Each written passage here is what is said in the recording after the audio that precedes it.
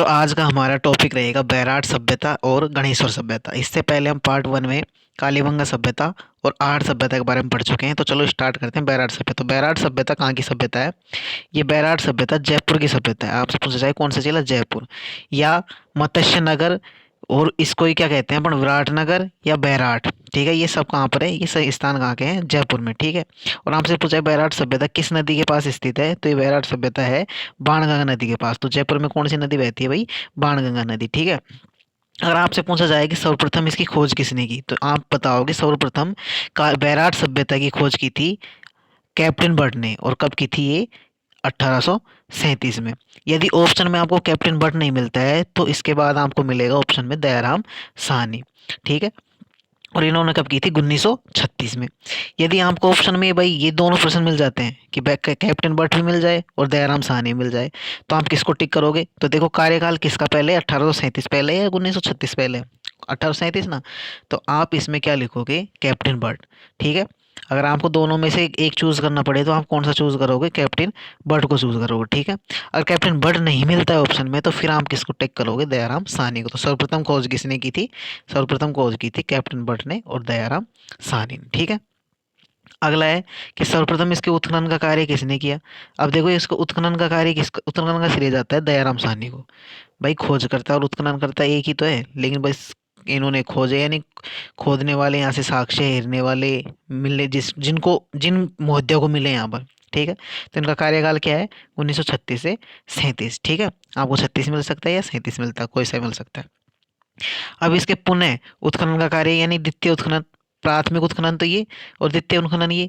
तो द्वितीय उत्खनन का कार्य किसने किया था? तो द्वितीय उत्खनन का कार्य किया था एन आर बनर्जी ने, और इन्हीं के साथ सहयोगी कौन थे? के एन दीक्षित ने। ठीक है, अब ए एन आर बनर्जी का पूरा नाम क्या है? नील रतन बनर्जी। क्या? नील रतन बनर्जी। और के एन दीक्षित था, के से कैलाश, एन से नाथ, और दीक्षित कैलाश नाथ दीक्षित। अब इनका कार्यकाल पूछा जाए आपसे, इनका कार्यकाल आप लिख दोगे 1962 से 1963। ठीक है, तो यहाँ पे अपने दो तीन चार प्रश्न क्या हो गए? पहला तो कौन से स्थान पर है? बैराठ नगर। ठीक है, बैराठ नगर में। और दूसरा कौन सी नदी पर? बाणगंगा नदी पर। सर्वप्रथम खोज किसने की? कैप्टन बर्ड ने। कैप्टन बर्ड नहीं मिले पर हम क्या करेंगे? दयाराम साहनी। प्रश्न बन चुका है पहले एग्जाम में। ठीक है, उसके बाद अपन क्या करेंगे? सर्वप्रथम उत्खनन का कार्य किसने किया? दयाराम साहनी ने। उसके बाद द्वितीय उत्खनन का कार्य किसने किया था? द्वितीय उत्खनन का कार्य किया था एन आर बनर्जी और के एन दीक्षित के द्वारा। ठीक है, नेक्स्ट देखो, अब इसके बारे में देखो जो तथ्य है इंपॉर्टेंट है और विशेषताएं इनकी क्या क्या है, क्या क्या यहाँ पर मिला है, क्या क्या उत्खनन में हमको देखने को मिला, ये क्या विशेषता रही है कि ये सब चीज़ अपने पॉइंट टू पॉइंट देखते हैं। ठीक है, पहले तो ये देखो कि ये मत्स्य जनपद की क्या रह चुका है राजधानी? कौन भाई? अपना बैराठ नगर क्या रह चुका है? मत्स्य जनपद की राजधानी। ठीक है, नेक्स्ट देखो, यहाँ पर अशोक सम्राट का एक भाब्रू शिलालेख मिला है। कौन सा शिलालेख? भाब्रू शिलालेख अशोक सम्राट का। ठीक है, तो यहाँ पर कौन सी डूंगरी से मिला है? ये बीजक की डूंगरी से। तो बीजक डूंगरी से भाब्रू शिलालेख की खोज हुई, और वो खोज किसने की थी? यहाँ पर अपने की थी यही कैप्टन बर्ड ने। तो सर्वप्रथम उत्खनन का कार्य या फिर सर्वप्रथम की खोज कैप्टन बर्ड। ठीक है, तो आपको ये वेरी इंपॉर्टेंट क्वेश्चन है भाई, यहाँ से प्रश्न बन चुका है पहले पिछले एग्जाम में कि बीजक डूंगरी से भाब्रू शिलालेख की खोज किसने की? तो आप क्या लिखोगे? कैप्टन बर्ड ने की। वर्तमान में जो ये शिलालेख है वो कहाँ है? कोलकाता संग्रहालय में रखा हुआ है। कहाँ पर रखा हुआ है भाई? कोलकाता संग्रहालय में या एशियोटिक ऑफ बंगाल संग्रहालय में, आप कुछ भी लिख सकते हैं दोनों में। ठीक है, आगे देखो कि जो ये बाबरू शिलालेख है इसके नीचे ब्राह्मी लिपि में क्या है कि जो बाबरू शिलालेख है, कौन सा शिलालेख? अपना बाबरू शिलालेख। इसके ब्राह्मी लिपि में इसके नीचे क्या लिखा है? तीन शब्द लिखे हैं। तीन शब्द कौन कौन से लिखे हैं भाई? वो लिखे हैं बुद्ध, धम्म और संघ। क्या क्या लिखा है? बुद्ध, धम्म, संघ। तो आपसे पूछा जाए किस शिलालेख के नीचे ब्राह्मी लिपि में ये तीन शब्द लिखे हैं, तो आप लिखो बाबरू शिलालेख में। और ये किसका है? ये है बाबरू शिलालेख किसका? अशोक का, अशोक सम्राट का। किसका? अशोक सम्राट का। ठीक है, और ये कौन सी डूंगरी पर? बीजे की डूंगरी पर। तो आपको ये समझ आया यहाँ से? ये बहुत ही इंपॉर्टेंट है, ये लाइन आपको याद रखनी है। ध्यान रखना, बाबरू शिलालेख, भा से भा कै, भाग कौन? कैप्टन। कहाँ भागेगा? बाबरू शिलालेख भागेगा। भाई कैप्टन है, कैप्टन क्या करेगा? बाबरू शिलालेख पर क्या करेगा? भागेगा। और बाबरू शिलालेख बहुत ऊंची डूंगरी पर स्थित है। कहाँ पर? बीजे की डूंगरी पर। ठीक है, तो ऐसे आप इसको याद रख सकते हैं। ठीक है। अब भाबरू में क्या देखो, बीजे की डूंगरी 3 वर्ड, और इस आप इसको लिख सकते हो बीजे की डूंगरी 3 वर्ड, और यहाँ पे भी क्या 3 शब्द लिखे हैं, कौन कौन से, बुद्ध दम्भ और संघ। ठीक है, ऐसे हम इसको याद रख सकते हैं। ठीक है, आगे देखो क्या है कि यहाँ से देखो बोधम गौतम बुद्ध की क्या मिली है, अस्थियां मिली हैं। भाई यहाँ गौतम बुद्ध की अस्थियों के साक्ष्य मिले हैं, जो कि एक स्वर्ण मंजूषा यानी कि सोने के कलश के रूप में गौतम बुद्ध की इसमें क्या मिली है, अस्थियां मिली हैं। और जब ये गौतम यहाँ की खोज हो रही थी या उत्खनन हो रहा था, उस समय जयपुर, भाई जयपुर की सभ्यता है, तो वहाँ पर किसका कार्यकाल था, कौन से शासन का था कार्यकाल था, तो वहाँ पर था राजा राम सिंह का कार्यकाल। किसका, राजा राम सिंह का। ठीक है, तो हमसे पूछा जा सकता है कि गौतम बुद्ध की अस्थियां या स्वर्ण मंजूषा जिस कला से मिली है वो किस सभ्यता से है। भाई जयपुर सभ्यता। जयपुर सभ्यता कौन सी हो गई, अपनी बैराट सभ्यता। ठीक है, और जस्ट उसके बाद में आपसे क्या पूछा जा सकता है, उसके बाद में पूछा था कि इस समय कार्यकाल कौन से राजा का था, तो आप बता सकते हो ये कौन से कार्यकाल का राजा था अपने यहाँ इस समय, जयपुर के राजा राम सिंह का कार्यकाल। ठीक है, आगे देखो आगे क्या है, आ गया कि यहाँ पर 1999 में क्या, यहाँ पर 1999 बीजे की डूंगरी, देख लो बीजे की डूंगरी वापस आ गई, तो यहाँ से प्रश्न बन चुका है, बहुत इंपॉर्टेंट है। ठीक है, बीजे की डूंगरी से बौद्ध मंदिर के साक्ष्य मिले हैं। भाई अभी मैंने देखा बौद्ध मंदिर की, बौद्ध गौतम बुद्ध की क्या अस्थियां मिली। ठीक है, ब्राह्मी लिपि में क्या लिखा है, बुद्ध धम्म संघ में लिखा है। तो इसका मतलब क्या हुआ, इसका मतलब हुआ कि यहाँ पे बौद्ध के कुछ साक्ष्य मिले हैं। तो ये इस सभ्यता से सर्वप्रथम भारत में सर्वप्रथम भारत में सर्वप्रथम मंदिर के अवशेष मिले हैं, बौद्ध मंदिर के। ठीक है, तो आपसे पूछा है बौद्ध मंदिर की या बौद्ध के बारे में जो भी कुछ भी मिला है वो सर्वप्रथम इसी सभ्यता से मिला है। कौन सी सभ्यता, बैराट सभ्यता या जयपुर की सभ्यता। ठीक है, अब यहाँ पे अपने अगर सन पूछ ली जाए तो 1999 बीजे की डूंगरी बौद्ध मंदिर की कुछ साक्ष्य सर्वप्रथम यही मिले हैं। अब यहाँ पे देखो इंपॉर्टेंट और क्या क्या है, यहाँ से देखो बिहार प्रतिमाएं मिली हैं। ठीक है, क्या मिली है, बिहार प्रतिमाएं मिली है। यहाँ से अपन को बौद्ध संस्कृति के अवशेष मिले हैं, ये अपन पढ़ चुके हैं, 3 लाइन आ चुकी है बोधि बौद्ध के बारे में। ठीक है, यहाँ से अपन को अशोक के आहत, अब अशोक के आहत क्या होते हैं, ये सिक्के होते हैं। ठीक है, इन्हें पंचमार्क सिक्के भी कहा गया है। ठीक है, ये भारत के सबसे प्राचीन सिक्के हैं, कौन से, अशोक के। अब देखो अपने अशोक कहाँ पर आया, दो जगह आ गया अशोक, एक तो भाब्रू शिलालेख में आ गया, कौन सा शिलालेख भाई, भाब्रू शिलालेख। ठीक है, और उसके बाद में अपना भाई ये आ गया। ठीक है, अशोक के क्या मिले, आहत या पंचमार्क सिक्के, और ये भारत के क्या है, सबसे प्राचीन सिक्के। तो आपको ये भारत के संदर्भ में एक प्रश्न यहाँ से याद होगा, प्राचीन सिक्के कौन से, पंचमार्क सिक्के, और किसके, अशोक कुमार के। ठीक है, नेक्स्ट अपना देखो क्या है, यहाँ पर रंगीन मृत भांड मिले हैं। ठीक है, यानी कि कुछ ऐसी कलाकृतियाँ हैं जो रंगीन मृद यानी मिट्टी के भांड यानी पात्र बर्तन टाइप के जैसे। ठीक है, रंगीन मृत भांड मिले हैं। तो आपको देखो यहाँ क्या क्या याद रखना है, आपको याद रखना है बिहार प्रतिमा, बौद्ध के अवशेष, अशोक के पंचमार्क सिक्के, और रंगीन मृत भांड, ये मतलब इनको ही क्या बोलते हैं अपन, सिलेटी मृत भांड। ठीक है, तो यहाँ पर इन चीज़ों को अपन को याद रखना है। नेक्स्ट है यहाँ पर चीनी यात्री हेंगसांग का नाम तो आपने बहुत ही सुना है। तो यहाँ पर चीनी यात्री हेमसा हेंग सांग यहाँ हर्षवर्धन के कार्यकाल में आया था, तो ये लाइन भी इंपॉर्टेंट अपनी।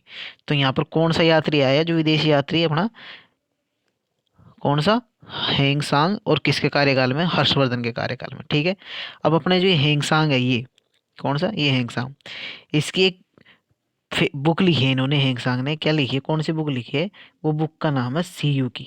अब इस बुक के अंदर अपन को क्या मिलता है, इस बुक के अंदर पुष्य भूमि भूति वंश, कौन सी, पुष्य भूति वंश की क्या मिलती है, जानकारी मिलती है। तो यहाँ से ये बुक का नाम याद रखना है आपको। ठीक है, ये पूछा जा सकता है लेकिन कम संभावना है, बस इतना यहाँ से मेन मोटा सा प्रश्न क्या है कि हर्षवर्धन के काल में कौन आया, चीनी यात्री हेंगसांग आया। कौन आया भाई, हर्षवर्धन के काल में चीनी यात्री हेंगसांग आया। ठीक है, अब आपसे पूछा जाए, अगर डेट पूछी जाए, ईस्वी पूछी जाए, तो कब पूछी जाएगी, ये है 634 ईस्वी में। ठीक है, तो ये इतना इंपॉर्टेंट नहीं है, लेकिन फिर भी आपको याद रखना है भाई, कह नहीं सकते कि जीके में कौन सा क्वेश्चन कहाँ से आ जाए और क्या पूछ ले जाए, कोई गारंटी नहीं ले सकता। ठीक है, लेकिन फिर भी अपन को जो इंपॉर्टेंट इंपॉर्टेंट फैक्ट हैं इससे संबंधित, वो सब मैंने यहाँ पे नोट करने की कोशिश की है, और उम्मीद करता हूँ कि आपको ये वीडियो बहुत ही पसंद आएगी। नेक्स्ट देखो अपना क्या है, अब इसके कुछ उपनाम है। ठीक है, बैराट सभ्यता के। अब देखो इसे क्या क्या कहा जा सकता है, इसे तीर्थ यात्रियों का राजकुमार, बैराट सभ्यता क्या कहा जाता है, तीर्थ यात्रियों का राजकुमार कहा जाता है। इसे नीति का पंडित कहा जाता है। इसे शाक्य मुनि कहा जाता है, क्या कहा जाता है, शाक्य मुनि। तो ये क्या क्या 3 उपनाम हो गए, कौन कौन से, तीर्थों का राजकुमार, नीति का पंडित और शाक्य मुनि। ठीक है। अगला नेक्स्ट देखो, यहाँ सर्वाधिक चित्रों की खोज हुई है। भाई यहाँ पर अपन को क्या मिला है, सर्वाधिक चित्रों, शैल चित्र जो भी, क्योंकि दीवारों पर बनाए गए या फिर हाथों से कारीगरी करे उनको शैल चित्र कहते हैं। यहाँ पर शैल चित्रों के क्या मिले हैं, सर्वाधिक खोज हुई है, सर्वाधिक। ठीक है। इसलिए इस जो सभ्यता है उसको अपना प्राचीन युग की चित्रकला कहते हैं। तो सबसे आपसे पूछा जाएगा कि प्राचीन युग की चित्रकला कौन सी सभ्यता है, तो प्राचीन युग की चित्रकला है हमारी बैराट सभ्यता। ठीक है। याद रख लोगे आप, क्या याद रखना है, शैल चित्रों की खोज और इसे प्राचीन युग की चित्रकला कहा गया है। अब यहाँ पे देखो, यहाँ पे बहुत सी क्या है, यहाँ पर बहुत सी पहाड़ियाँ हैं इस सभ्यता में, बहुत सी डूंगरी हैं। अभी आपने पर देखा जैसे कि बीजक की डूंगरी, तो यहाँ से प्रश्न पूछा सकता है कभी कभी छोटा मोटा प्रश्न कि भाई गणेश डूंगरी कहाँ है, बीजक डूंगरी कहाँ है, भोमली की डूंगरी कहाँ है। तो ये सब डूंगरी क्या है, ये अपने सॉरी बैराट सभ्यता में कौन कौन सी है देखो, गणेश डूंगरी, भीम की डूंगरी एंड बीजक की डूंगरी, भोमली की डूंगरी और महादेव की पहाड़ी, हनुमान की पहाड़ी या डूंगरी, हनुमान की डूंगरी आदि पहाड़ियाँ यहाँ पर क्या है, स्थित हैं। ठीक है। अब नेक्स्ट देखो कि विराटनगर स्थान संग लिपि से संबंधित रखता है। तो ये अपने पूछा जाए कि विराटनगर कौन सी लिपि से संबंध रखता है, तो आप यहाँ पे क्या लिखोगे कि विराटनगर संग लिपि से संबंध रखता है। अब संग लिपि क्या होती है ये बताएंगे नेक्स्ट वीडियो में। ठीक है। लेकिन अभी अपन को यहाँ पर ज़्यादा डिटेल में ना घुसकर अपने जो प्रश्न बनते हैं उन उन फैक्टों को देखना है। ठीक है। भाई अपन को एग्जाम क्लियर करने से मतलब है या फिर ज़्यादा रायता फैलाने से मतलब है, तो एग्जाम क्लियर करने से मतलब, तो एग्जाम के पॉइंट ऑफ व्यू मैंने जो भी इंपॉर्टेंट लाइन है वो यहाँ पर नोटेड की हुई है। आप इनको एग्जाम के दृष्टि से देखें और इनको नोट कर लें। अगर आपको यकीन नहीं होता है कि ये इंपॉर्टेंट नहीं है, तो आप पिछले एग्जाम में आए हुए क्वेश्चन कोई से भी एग्जाम में, ठीक है, उनको उठाकर देखो कि जितने भी प्रश्न है वो सभी इन्हीं लाइनों में से ज़्यादातर आपको देखने को मिलेंगे। ठीक है।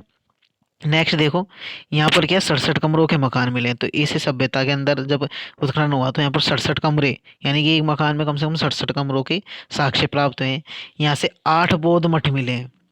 देखो बौद्ध कहाँ आ रहा है, तो बौद्ध सबसे पहले बौद्ध की जो भी खोज या चिन्ह कुछ भी मिले हैं जो इसी सभ्यता से मिले, बैरठ सभ्यता से। ठीक है। यहाँ पर 36 यूनानी मुद्राएं मिली। क्या मिले, 36 यूनानी मुद्राएं जो भी कहाँ, सूती कपड़े में बंधी हुई। कौन से कपड़े में, सूती कपड़े में बंधी। तो मित्रों आप अब देखो, ये आपको समझ आया होगा। ठीक है। तो इम्पोर्टेंट अपने लिए यहाँ पर क्या था, मैं एक बार रिवाइज कर लेते हैं अपन कि भाई बैराट सभ्यता, बैराट सभ्यता कौन से नगर की सभ्यता है, जयपुर नगर की। ठीक है। इसे मत्स्य नगर, भाई मत्स्य नगर जयपुर में क्या आता है, अलवर वगैरह ये आते हैं, तो इसको मत्स्य नगर की राजधानी। ठीक है। ठीक है। वैसे ही ये कहाँ, विराटनगर, और कहाँ पर ये जयपुर में स्थित है। ठीक है। कौन सी नदी पर स्थित है, वाणगंगा नदी पर स्थित है। कौन सी नदी पर, वाणगंगा नदी पर। ठीक है। सर्वप्रथम उत्खनन कार्य कैप्टन भट्ट ने किया 1837 में। उसके बाद में किसने किया, दयाराम साहनी ने। दोनों ऑप्शनों में से अगर आपको एक ऑप्शन चूज करना पड़े तो कैप्टन भट्ट, तो कैप्टन भट्ट नहीं हो रहे, मतलब क्या करेंगे, दयाराम साहनी करेंगे। सर्वप्रथम उत्खनन का कार्य दयाराम साहनी ने किया। किसने किया, दयाराम साहनी ने किया सर्वप्रथम उत्खनन का कार्य 1936 और 37 में। पुनः उत्खनन का कार्य, द्वितीय उत्खनन का कार्य किसने किया था, एन आर बनर्जी ने किया कि एन दीक्षित ने तो किया। ठीक है। उसके बाद में मत्स्य जनपद की राजधानी रह चुका है। बीजा डूंगरी से बाबरू शिलालेख मिला है, किसने खोज की, कैप्टन भट्ट ने की। ब्राह्मी लिपि में बुद्ध धम्म संघ लिखा हुआ है। यहाँ पर गौतम बुद्ध की अस्थि मिली है मंजूषा में। ठीक है। मंजूषा यानी कलश या पेटी, किसके कार्यकाल में, राजा राम सिंह के काल में। और यहाँ से बौद्ध मंदिर के साक्ष्य भी सर्वप्रथम मिले हैं।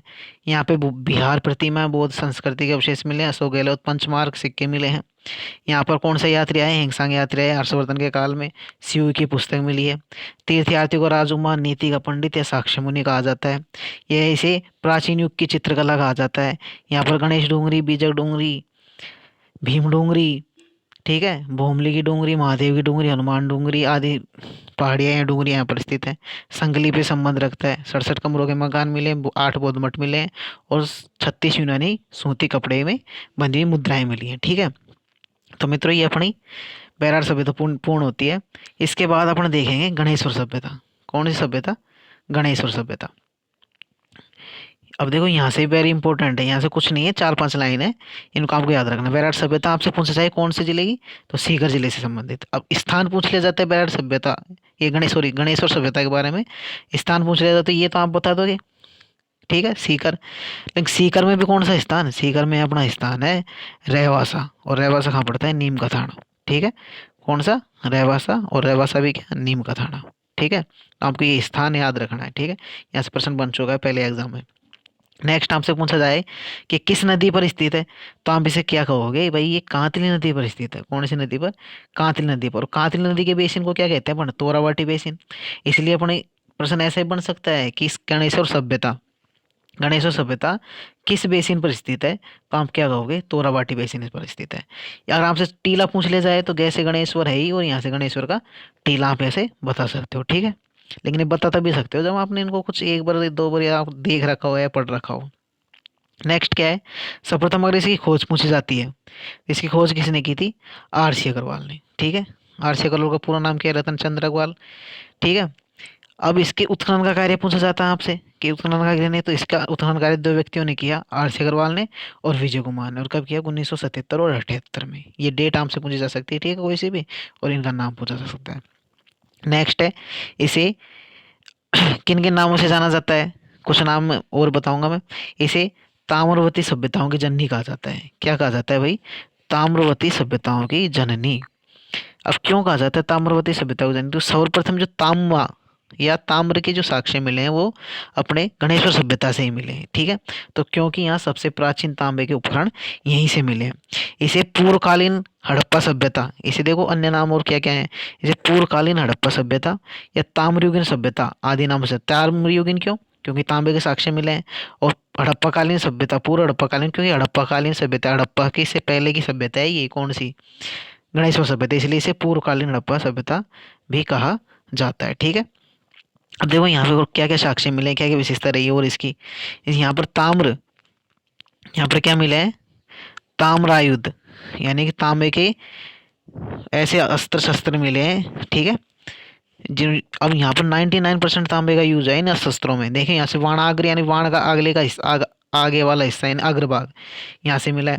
यहाँ से मछली पकड़ने के कांटे मिले हैं, मछ को भी कांटे भी कैसे, तांबे के, किसके, तांबे के कांटे मिले हैं भाई, किसके बताओ, तांबे के कांटे। इसलिए इसे ताम्रयुगीन सभ्यता कहा जाता है। ठीक है, ताम्रयुगीन सभ्यता किसे, गणेशवर सभ्यता को, ताम्रयुगीन सभ्यता की जननी कौन, गणेशवर सभ्यता। ये इंपॉर्टेंट, ठीक है ना, ध्यान रखना। आगे देखो, पत्थरों के बांध, यानी यहाँ पर जो पत्थरों के बांध बने मिले हैं, पानी रोकने के लिए जो बांध बनाए गए हैं वो किसके मिले हैं, पत्थरों के। तो ऐसे इतना इंपॉर्टेंट नहीं है, लेकिन फिर भी पूछा जा सकता है। काले व नीले पात्र मिले हैं, भाई देखो यहाँ पे जो भी सामग्री यूज की है वो किस प्रकार के रंगों के प्रयोग किए हैं, काले और नीले। तो आपसे पूछा जाता है काले नीले रंगों के पात्र कहाँ मिले हैं, तो आप क्या बताओगे, गणेशवर सभ्यता। ठीक है, नेक्स्ट देखो क्या है, यहाँ पर दोहरी पेचदार हेयर पिन मिली है, यानी जिन पिनों का यूज करता था वो कैसी है, दोहरी, यानी कि डबल पेचदार है। ठीक है, इसके बाद में आप इसको नेक्स्ट क्या है, ये बता ही चुके हैं अपन कि इसे हड़प्पाकालीन सभ्यता, और वो भी कौन सी, पूर्व हड़प्पाकालीन सभ्यता भी कहा जाता है। और इसे क्या कहा जाता है, ताम्रयुगीन सभ्यता। ठीक है, और ताम्रयुगीन सभ्यता की जननी। तो इसको भी अपन एक बार रिवाइज कर लेते हैं, कौन से स्थान पर है, सीकर, सीकर में स्थान कौन सा, रेवासा, नीम का थाना। कौन सी नदी पर स्थित, कांतली नदी पर। कांतली नदी के बेसिन को क्या कहते हैं, तोराबाटी बेसिन या गणेशवर टीला। ठीक है, खोज किसने की, आर सी अग्रवाल ने 1972 में। और उत्खनन का कार्य आर सी अग्रवाल और विजय कुमार ने। ठीक है, 1977 और 78। इसे ताम्रयुगीन सभ्यताओं की जननी, पूर्वकालीन हड़प्पा सभ्यता और ताम्रयुगीन सभ्यता आदि नामों से भी जाना जाता है। ठीक है, यहाँ पर क्या मिले, बाण के अग्रभाग मिले, मछली पकड़ने के कांटे मिले, ताम्रायुध मिले 99% तांबा। ठीक है, पत्थरों के बांध मिले, काले व नीले पात्र मिले और पेचदार हेयर पिन मिली है। ठीक है, तो मित्रों हमारी ये आर्ट सभ्यता और गणेश सभ्यता यहाँ पर पूर्ण होती है।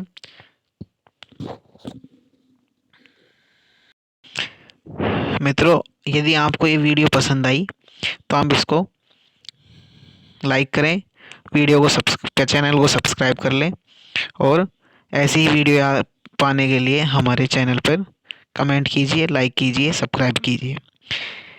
मित्रों ये इन सभी सभ्यताओं को आप अपने नोट्स बना सकते हैं, ये पॉइंट टू पॉइंट नोट्स के ही पॉइंट ऑफ व्यू या एग्जाम के पॉइंट ऑफ व्यू से बनाए गए हैं। इनमें कुछ भी एक्स्ट्रा मटेरियल ऐसा ऐड नहीं किया गया जिससे आप भ्रमित हो।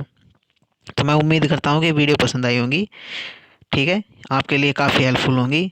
एक प्रयास है बस आपकी मदद करने का, जिसमें मैं शायद सफल हूँ, ये उम्मीद रखता हूँ। और उम्मीद करता हूँ कि ये वीडियो भी आपको काफ़ी पसंद आई होगी। अगर आपको इसको चेक ही करना है कि ये सही पढ़ाया है गलत नहीं पढ़ाया है, तो आप बुक से मैच कर सकते हैं, किसी भी बुक से। दूसरा, सबसे बढ़िया तरीका ये है कि आप जो प्रीवियस क्वेश्चन आए हैं ना, उन क्वेश्चनों को देखो। अगर उन क्वेश्चन यहाँ से मिलते हैं तो ये आपके लिए सही है, नहीं तो ये गलत है। ठीक है, प्रीवियस क्वेश्चनों को देखो कि हमारा पैटर्न क्या रहता है, एग्जाम का प्रश्न कहाँ से आते हैं, कैसे आते हैं। ज़्यादा डिटेल पढ़ने की ज़रूरत नहीं है हमको, और ये चीज़ देखने की है कि हमें क्या पढ़ना है और क्या छोड़ना है। तो मित्रों, इसी के साथ मैं अलविदा लेता हूँ, और नेक्स्ट वीडियो के साथ मिलेंगे, मज़ेदार वीडियो, और वहाँ पर याद रखने की कुछ शानदार ट्रिकों को ऐड करते हुए अपन पढ़ेंगे। ठीक है, धन्यवाद। जय हिंद, जय भारत।